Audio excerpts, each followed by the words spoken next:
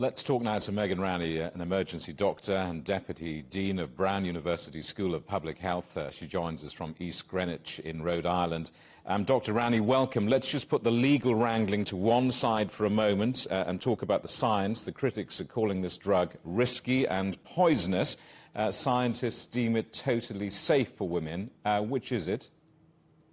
It is totally safe. The combination of mifepristone plus misoprostol, the two medications that are used most commonly for medication abortion, are no more dangerous than having a miscarriage, and in fact may be slightly more safe than a natural miscarriage, certainly are safer than the complications and risk of death from carrying a pregnancy to term. They are also safer, not just from the physical side, but also from the emotional and mental side. We have 5 decades of evidence that the best protection for a woman's mental health is having access to safe and legal abortion. Being forced to carry a pregnancy to term has tremendous downstream negative consequences, not just for the pregnant person, but for their family.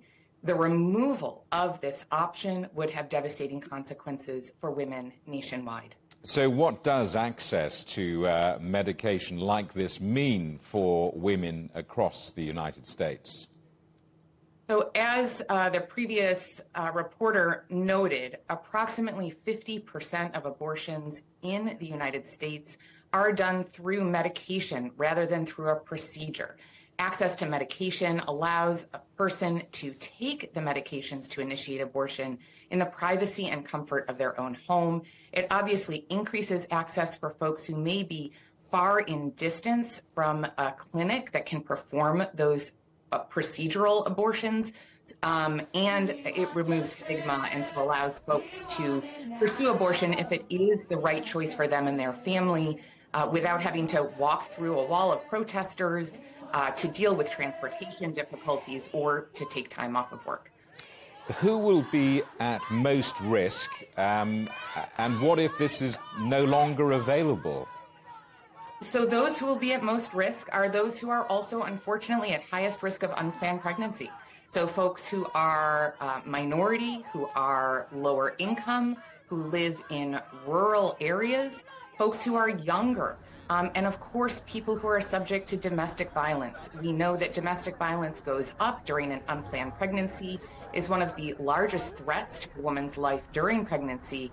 And should a domestic violence abuser know that a woman is pursuing abortion, it can often escalate the level of violence in a relationship. So I worry about all of those populations who are already at highest risk. They will be put at higher risk should access to this medication be removed. This issue seems to go around in circles in the United States, doesn't it? I mean, it comes less than a year since the historic overturn of that landmark case, Roe versus Wade.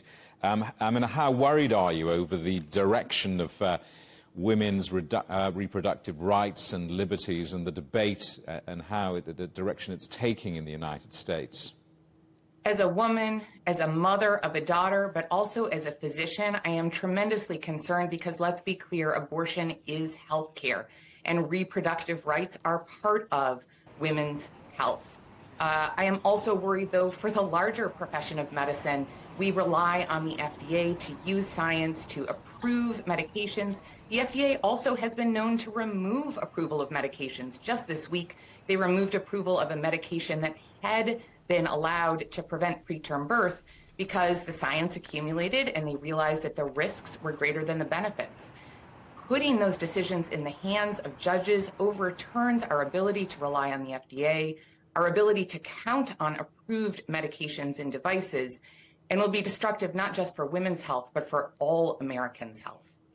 Dr. Ranney, thank you very much indeed for your time. Dr. Megan Ranney, an emergency doctor and Deputy Dean of Brown University School of Public Health.